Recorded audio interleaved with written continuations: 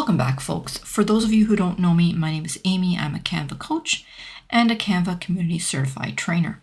And today I'm going to show you how to make some photo collages with numbers very, very easily in Canva. So I'm going to head on over to my apps section and we're going to search for Collage Maker. This is what it looks like right here. I'm going to click that. And right away, we're going to see a preview of some frames in a heart shaped. But you have a whole bunch of different options here. We can use a shape, we can use text, but today I'm going to use their library. So I'm going to change the heart to numbers. So I'm going to click on this change option. And I'm just going to press that arrow on the right and go to numbers. And I'll choose the 6. So we're going to do 65. So I'll choose the 6 first. And down here we have the layout options. The first one is masonry, which is what you see here. We have the grid option, and we also have the split option. Now that's if you have more than one number there, you're typing in custom text in this area here, and we don't, so that's not going to apply. But I'm going to choose the grid option. And in here we have the option to choose the number of columns, the number of rows, the gap in between the frames. So I am going to just create a little bit of a gap of 1 pixel, and we can also add a stroke if we wanted to. So when you turn that on, you get to choose the color of the stroke. I'm not going to use a stroke.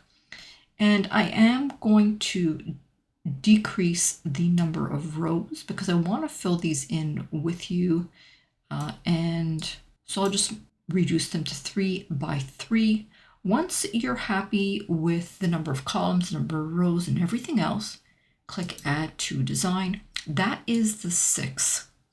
We're now going to go back and we're going to add the 5. So all I'm going to do is just click on Change. I'll go to the right. Under numbers, I'm going to click 5. Again, I'm going to choose grid, and it's kept all my settings, which is great. So I'm just going to click Add to Design. And so here is the 6 and the 5. I'm going to make those a little bit larger. And now's the time where you can actually grab your photos and put them in the frame. But there's something else that I want you to notice. And that's when I click on this, these frames are grouped together, and we can very easily just ungroup them if you want to move them slightly. Maybe you want more of a gap. But more importantly is once we ungroup them, we have other options that are available to us. Let me just grab some images to put in there for now. And then I'll show you what else we can do. So in here, I'm just going to type in birthday party. We'll go into see all. I'm just going to put a couple of different photos in these frames.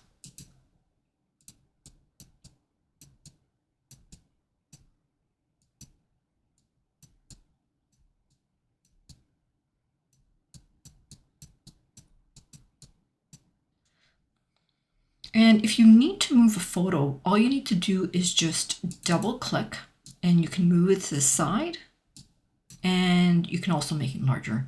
Now, if you're not able to fit the photo the way you like, I do have another tutorial that's going to teach you how to size any photo for a frame, and I will link that in the first comment so that you can take a look at that.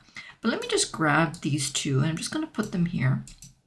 And this 5 I've already ungrouped. I'm going to ungroup the 6 so I can show you a couple more features that are available for frames.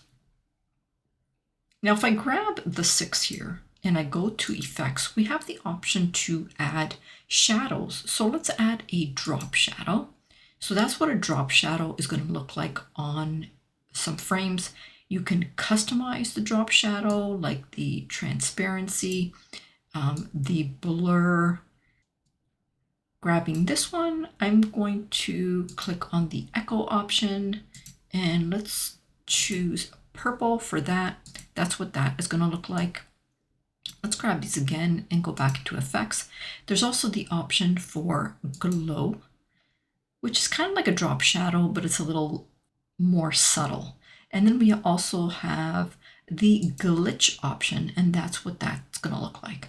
I really do like the echo, so I'm just going to leave it at echo. And again, I'm going to change it to that purple color like that.